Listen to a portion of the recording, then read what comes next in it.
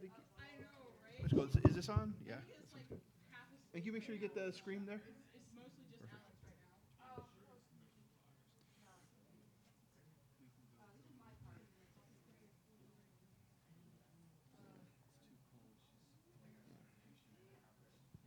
right now.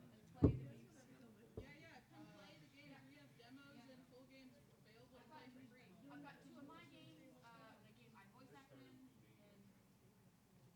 other games that exist, I guess. I don't know. Just some other games.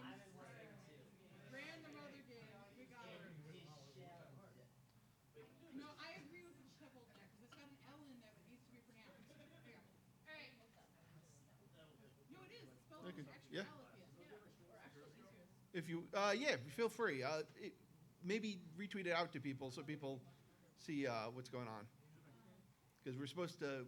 There's something about a Twitch stream that didn't happen, so whatever. It's been a confusing day.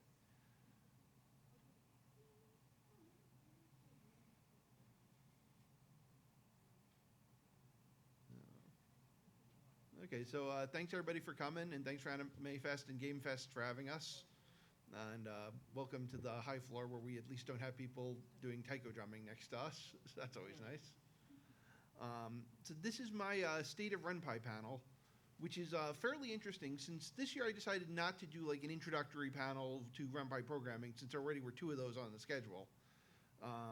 So instead I just decided what I was going to do is just go a little bit more into the philosophy behind Ren'Py, the history of Ren'Py, and then actually the big thing is I'm using this panel to debut a couple of new features that aren't even done yet, but I just want to show them off here at the first time in front of a crowd because that seems like a Steve Jobs thing to do. So, so I'm Tom Rothmel. I'm the lead developer of Ren'Py. And Ren'Py is an open source project with several developers, but I assume most of you already know what visual novel is, right? And what Ren'Py is, but for anybody who isn't, who's watching on Periscope or whatever, Ren'Py is a visual novel engine, which means that it's a tool that's used to tell interactive stories. It assembles things like sprites, backgrounds, and dialogue into games, or at least interactive stories, that people can click through in order to go and view these stories. So Ren'Py is a tool that is used to assemble this. Ren'Py is free and open source, which I think one of the most important things about it philosophically. That means, first of all, it's free. It means that anyone who wants to can go to renpy.org and just download it and use it. You can also use it commercially in your games to release them without having to pay me anything or pay anyone else anything. That is, I think, something really important. I came into this out of like the Linux community, out of the open source community, and 2 things that really impress me at open source are the fact that, according to the open source definition, you're allowed to discriminate against who uses your application, and you're not allowed to discriminate against what they use it for. And that, I think, is something I love because it lets me make Ren'Py available to everybody in the world. And it lets me, they use it for all sorts of games. Some I love, some I hate. Some are wonderful, some are terrible. I love that everybody can get to use Ren'Py for whatever they want to use it for. So that's one thing that I think is really nice about having Ren'Py under an open source license. The other thing about Ren'Py philosophically is that a lot of visual novel engines have said you don't need to program to use this. I actually think that that's not true because I think fundamentally when you're making a game, when you're making a visual novel, you are making a computer program. So now the question is whether that way of programming your visual novel is a good way or a bad way. In my opinion, GUI tools are actually, they look easy to use, but that's often like a false source of usability because they might save you from having to learn how to open a text editor and save. But fundamentally, something like this, which is a fairly minimal Ren'Py program, this is in fact the source for that scene that we saw before, is relatively short. I think it's pretty straightforward. Scene BG corridor shows the background, Charlene Happy shows the sprite, and then the character's name, and then the string shows what she's saying. That's not only pretty easy to write, but I also think it's pretty scalable because you can type all of this in to Ren'Py without taking your hands off the keyboard. And fundamentally, one thing that I really like to think about in Ren'Py is what is the workflow of creators. Since you're only going to be learning the tool once, and you're going to be using it for a large game. Like the smallest games that we have are roughly NaNoRen'O games, which generally take about a month to make. NaNoRen'O is our contest, which occurs every March, which is essentially make a game during the month of March. And usually there's several dozen games that come out of this. It's actually one of the world's oldest game jams. I think the one coming up in next March is, I think, the 15th anniversary of NaNoRen'O. So anyway, so these NaNoRen'O games take about a month to make. It might take you, a day or so to get comfortable. I mean, I said 3 hours, which doesn't seem too implausible, to learn the basics of just making Ren'Py, at least just the script language, which is what you're seeing here. And then moving on, you'll be more productive. My hope is that you'll be more productive down the road, and hence, you'll be able to make your game more efficiently. So that's a possibility. Is like the other thing is, it's funny, many people think programming is like, I'm not a programmer. But I don't actually agree with that. I think programming is a skill that has different levels of it. In the same way, like, I might feel comfortable making a box out of wood or like a set of bookshelves, but I wouldn't want to make a house myself. I tend to think programming is a skill that everybody is at least somewhat capable of. You might not be able to create, your own web browser. I couldn't create my own web browser. But I think, as somebody who is a programmer who is an who studied programming languages in college, my job is to bring the level of programming required to make a visual novel down to the level where everyone is capable of it. And I hope that with Ren'Py I've succeeded. So history, Ren'Py started in 2004. So this is actually the 15th anniversary of Ren'Py. The original start was in January, but then I kind of dropped it for a few months. So the current Ren'Py code, which is what everybody downloads from the website, started off in August of 2004. So it's almost exactly 15 years at this point. I don't remember which day it was. It was inspired by, there was several visual novel anime that happened in 2003. The original canon that aired on, which I believe from 2003, I don't remember when I saw it, was a big inspiration. Also around that year, you started having the first Japanese visual novels, at least that I saw, started being released in America. And at the same time, you had some early American visual novels, like Tales of Lemma 1, started coming out in 2003, 2004. I saw that and said, I want to get involved in making visual novels. And I'm not a very talented person. I can't write. I can't draw. At least I can't draw well. I can't translate. I can't do any of the things that actual useful people know. But I do know how to program. So I'll make a tool that people can use. And before that, teams had to have a dedicated programmer on them. And I say, can I use what I know to bring the programming down to the point where people can, where a team can consist of mostly the creatives, and while you may need somebody to do the programming, that person doesn't necessarily have to be a CS major that's graduated already. So 2005, I released the first Ren'Py visual novel, Moonlight Walks. So I was about 6 months in development. That was finally good enough that I was willing to say, okay, you can download this game and play it. It's still available. This is actually not the original version. The original version had my art in it, and it was frankly pretty terrible. This is Uncle Mugen's art, and it actually is, I think, a lot better than my art anyway. Although he keeps threatening to make a new version of it every year. But then now 15 years later, so these are just, I went into itch.io and just pulled the thumbnails of the Ren'Py category and just filtered out the ones that were a little too racy for 3 p.m. And then this is what's left. So we've had over 3,000 games released with Ren'Py is my best estimate, and that seems like it could be quite low. This is going through my different lists of games and figuring out what was there. It's being created by people all over the world. Some of our biggest communities are not in America. There's a big Russian community. There's a reasonably sized Chinese one. There's a lot in Southeast Asia. And we just have a lot of people who have been able to make visual novels. I'll say that when I first did this, I figured that there might be worldwide about 100 teams that would make visual novels. And I figured maybe 50 of them would use Ren'Py, and that would be about, so I figured 50 users was about what I would expect the project to get. And it tends to get about 50,000 downloads a year, so I'm pretty bad at estimating things, I guess. But I'm also pretty proud of being a part of so many people's projects. It's one of the most rewarding things is when people tell me, I was able to create a project, and it's just like, I mean, they're the ones that put in the work to make the project. I just make the paintbrushes to help them do it, but it's really rewarding to do that. So, okay, so I'll go into the most recent history, and this I'm kind of using about a month before last year's AnimeFest, because the last time I was on stage here as kind of my cutoff point. But Ren'Py 7 had just come out, and Ren'Py 7 was the culmination of I think it was 11 years of development, where essentially I had written down a basic list. I don't think I ever actually wrote it down, but I had made a list in my head of what are the things a visual novel engine needs, and basically just said, okay, these are all things. And I took a lot of diversions over those 11 years, so it was not a very straight path. But eventually, after those 11 years, I had come up with a tool that made everything, at least in my impression, like everything that really felt required for a visual novel engine. And so now the question was very much, what now?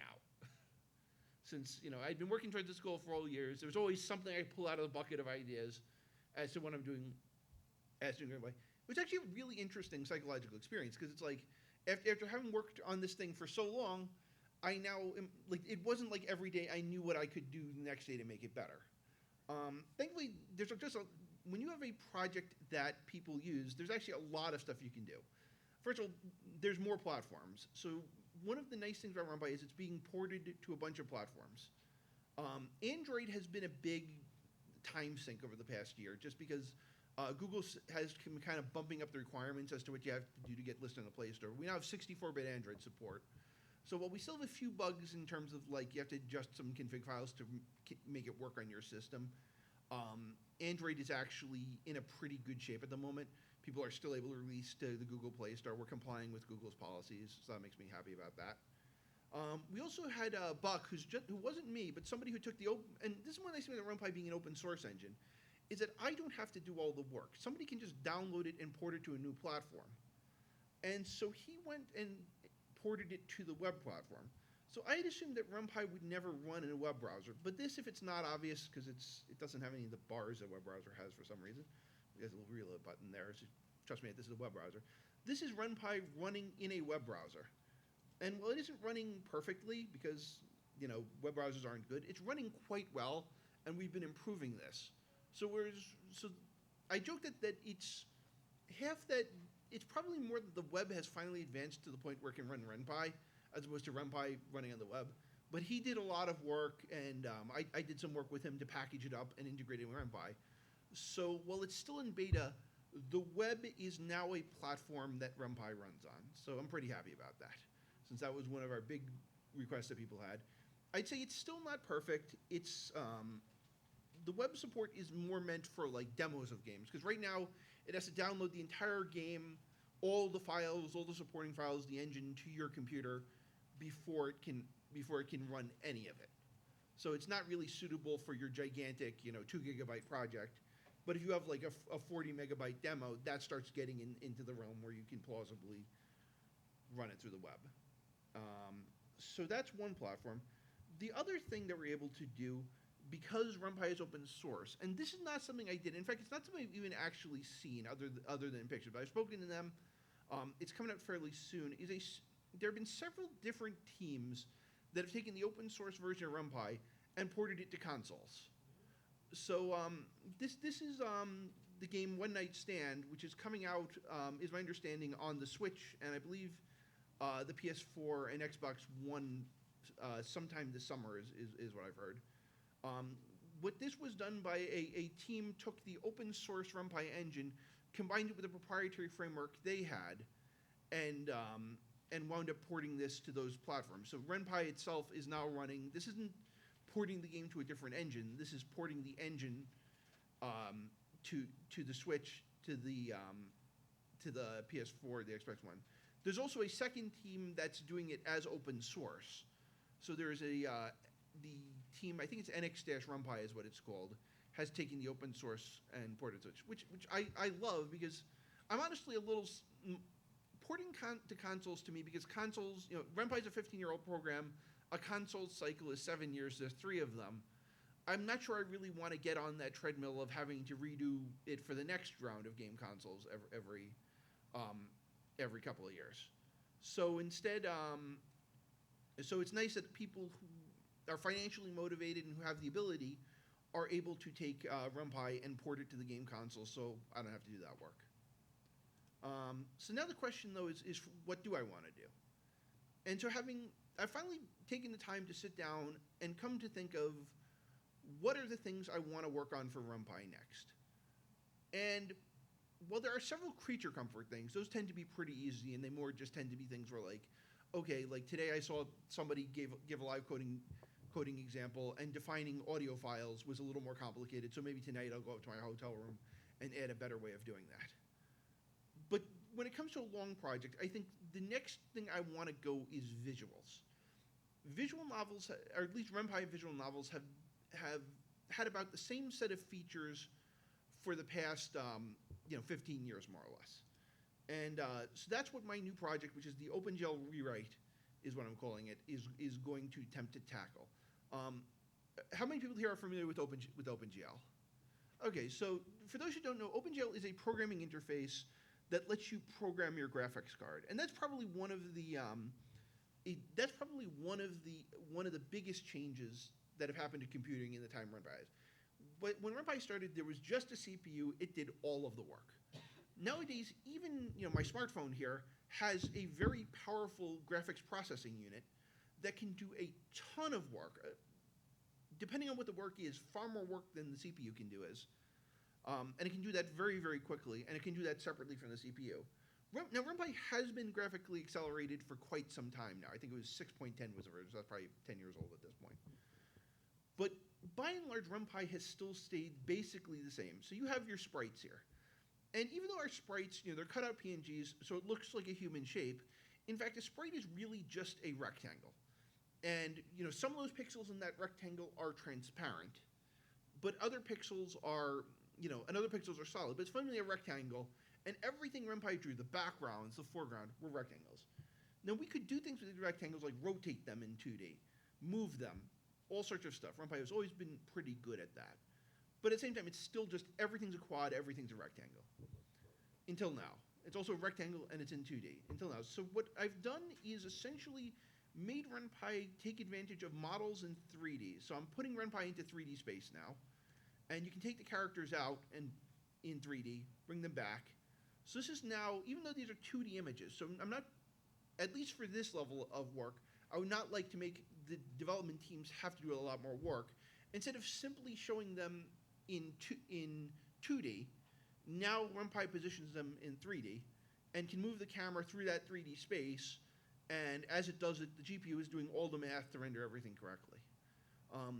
There was a plugin called the 3D Camera that has done this on a series of Ren'Py games, but it did this largely by just creating 2D operations and then that's simulated with the 3D.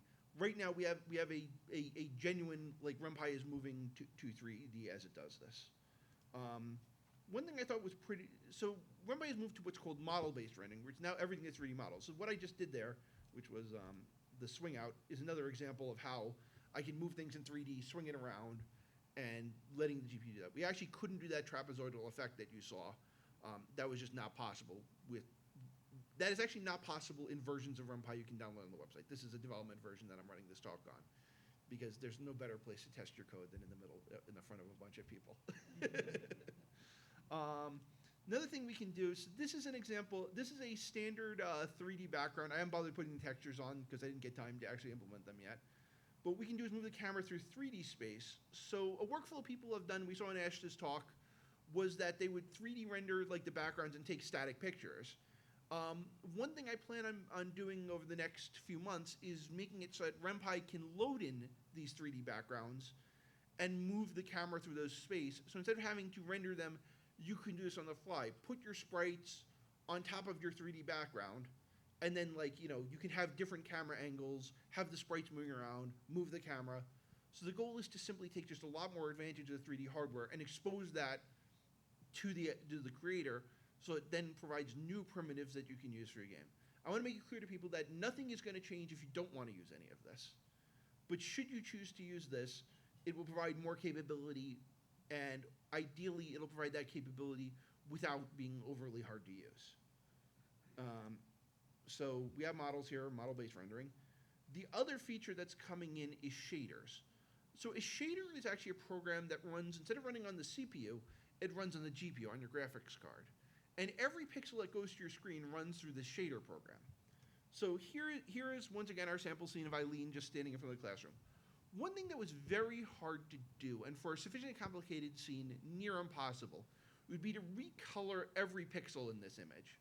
But by using a shader program to intercept each of those pixels as being drawn to the screen, we now have the ability to recolor assets on the fly. So this can be used for anything like, changing the time of day of a scene, recoloring a character's clothing. There's other effects here. So what I did was I took another shader and put it into the pipeline, and this is creating a kind of video grain effect. I don't know how visible it is from the audience, but it's doing this for every frame. It's generating random noise and adding it to the picture. And so the goal is to allow for more cinematic effects using shaders. So this is another one of the features that's coming out soon. So I'll go over here. Now, the Opengl Rewrite is going to be a ton of work. I suspect for everything to be the way I want it to be years. And realize I was only off by an order of magnitude last time, so who knows what I'm going to be this time. But the goal is I'm going to run it out fairly piecemeal. So what we're probably going to wind up having is, first of all, an opt-in system with a couple of these features coming in place for people to use. And especially with the ability to plug your own features into. And then it's a matter, as always in Ren'Py, I first provide capability, and then what I try and do is come up with ways of making it easier to use. So how we saw that thing in the past where it scrolled down the background so you could go from 2D to 3D. One thing I'd really like to do is probably have that so that you can click and drag the sprites around that. And you can essentially drag that around the screen to edit the positions in 3D. That would then probably update your script file with some sort of commands and then save it there. So we'd have the same textual formats that Ren'Py has, but with a better interactive editor to let you position stuff in 3D. Don't expect this anytime soon. This is going to be a very huge project. I'd argue it's one of the biggest sets of changes that Ren'Py has ever had. But but what I want to do is to make it available to everyone. I want to come up with a series of features that are very useful for 2D developers. I want to have features where, for example, the process of making 3D backgrounds, instead of pre-rendering them, you can import them into Ren'Py. And then beyond that, we'll just have to see where we go from there. So apart from that, I have one more thing before I take questions, and that is live 2D support, which is something people have been... That's the reaction I wanted, by the way. I've been working on this. Believe it or not, this actually only took about 3 days for me to add once it uses the new model-based rendering system.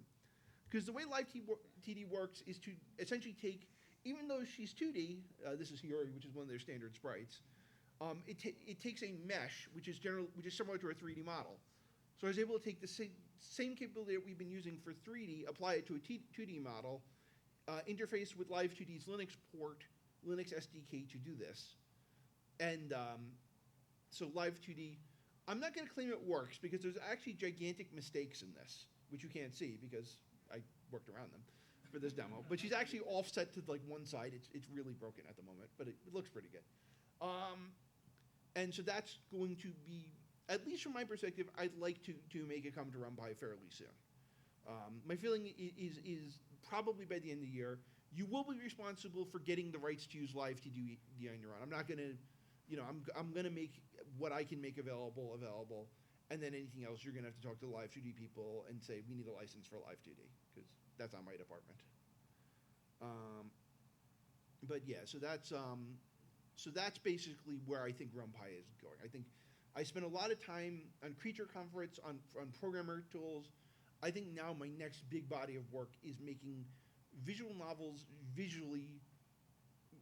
Essentially, it's less trying to say you have to use any of this, and more simply saying, here's another tool in your toolbox.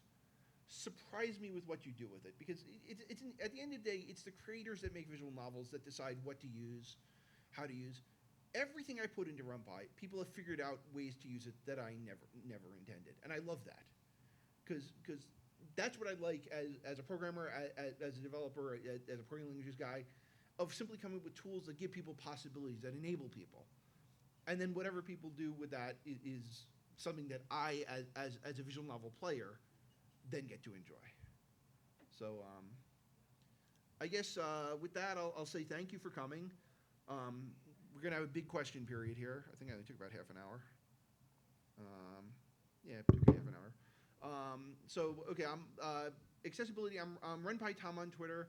I'm also Ren'Py Tom on Patreon. Where for $10 you can get a postcard mailed to you every month, and I have to tell you that so that this trip becomes tax deductible. But well, it does.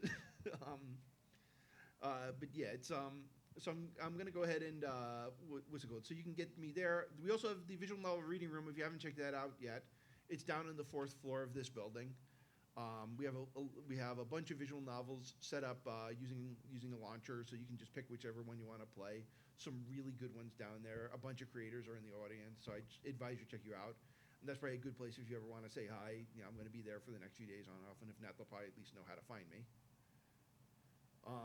And other than that, basically, I figure the heart of this is just I just like to take questions from the audience if you've got any. And hopefully, like, you know, it doesn't have to be about what I spoke here. It can be about Ren'Py in general or visual novels in general or, you know, other things I can try to answer or tell you just no. But again, thank you for coming. So, any questions? Cool. Okay, so the features you're working on with these 3D environments kind of thing, is this going, so you know how Ren'Py is mostly based on the script editor, right, and how creator uses the script editor. Yeah. Is this going to require like a new, kind of like how Unreal or Unity works, where you have a 3D environment where you work in, or? My goal is to essentially make it still primarily script-based.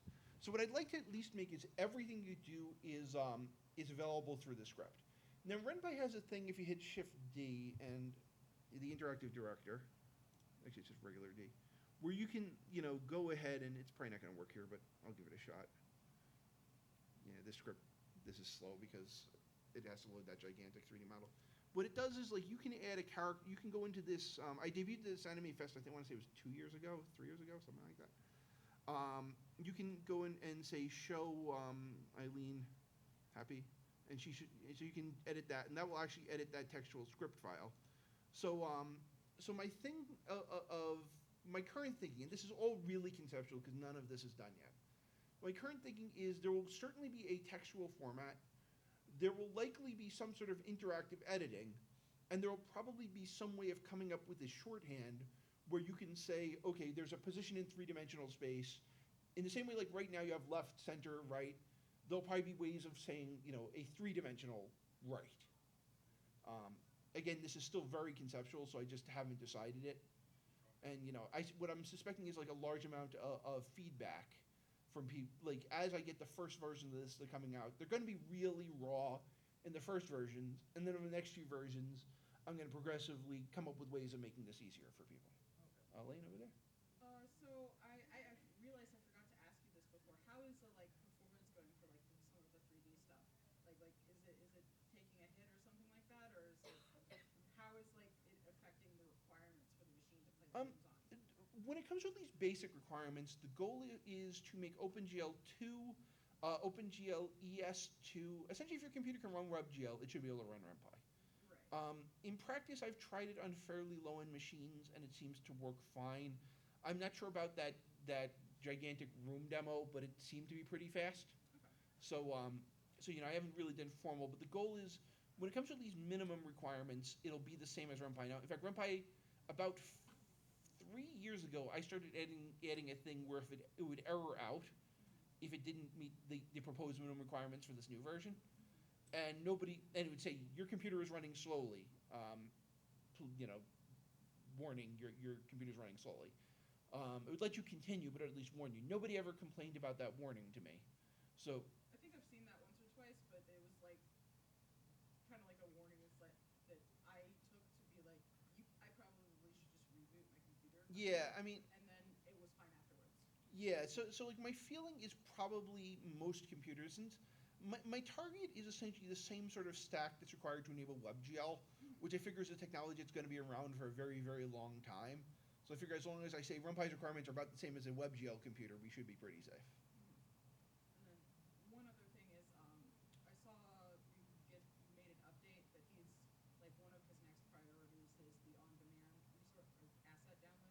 Yeah. So that you don't have to do it all at once. Yeah, So yeah, that's you just, might want to mention that. yeah. So Buck, who's the guy who works on the Ren'Py web, has said that one of his priorities is asset downloading.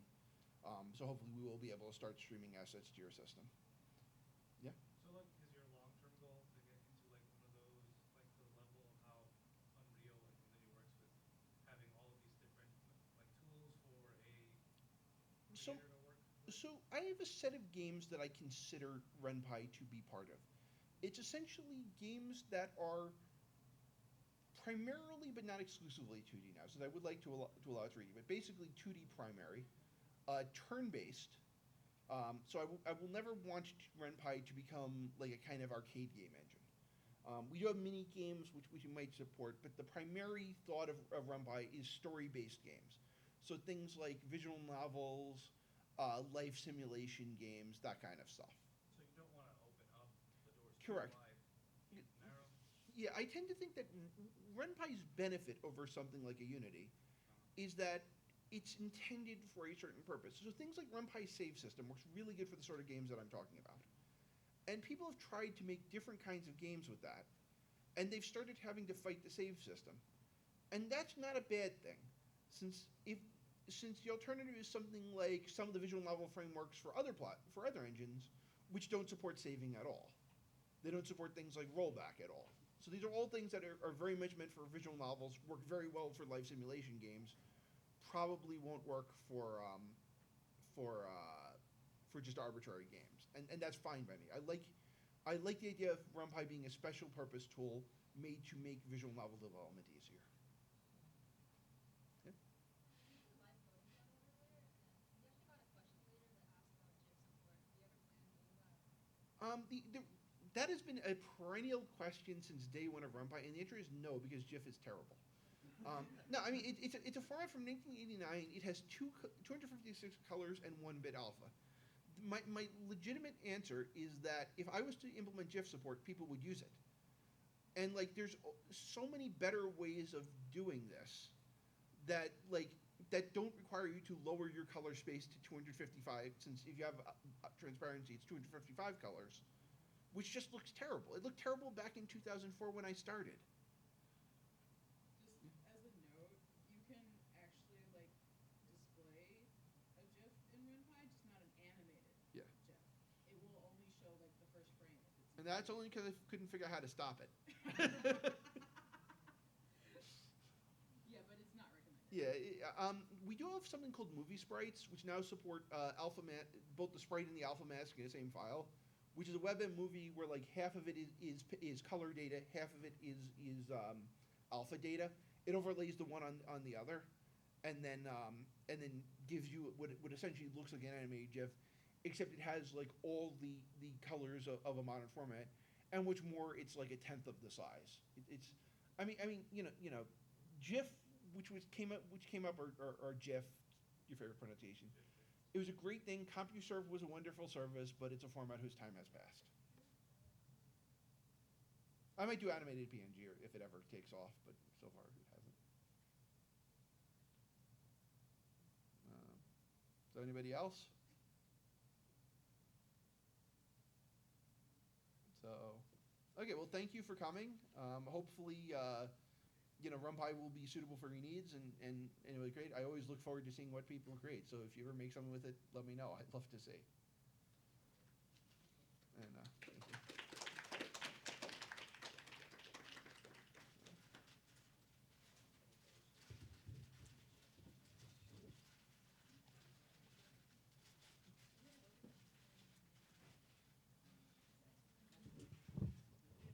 So all of those features you were advertising are not there in the really long term. Yeah. Some of them are in the nightly. Some of them are actually implemented in the slides. But the goal would be to get like some of them available in the next like maybe 3 months or so, and then like I suspect live TD will be sooner rather than later. I suspect like the ability to do like that 3D space would be there fairly soon. But like like for example, the ability to do it cleanly where there's like a nice syntax for it. Oh yeah, I was thinking about asking you that. Where is there going to be like is stuff in the script editor where you can do these things like The answer is yes, but I have no idea what it's going to look like yet, because I mean I'm just taking this one step at a time, and I figure, like, I could wait for it to all be done, and that would be 5 years from now, or I could make releases along the way, and it would still be 5 years from now, but people would be able to use it in the interim. Like, I mean, like, you know, I'm perfectly happy to release an incomplete Ren'Py because what I'll have 3 months from now is better than what I have today.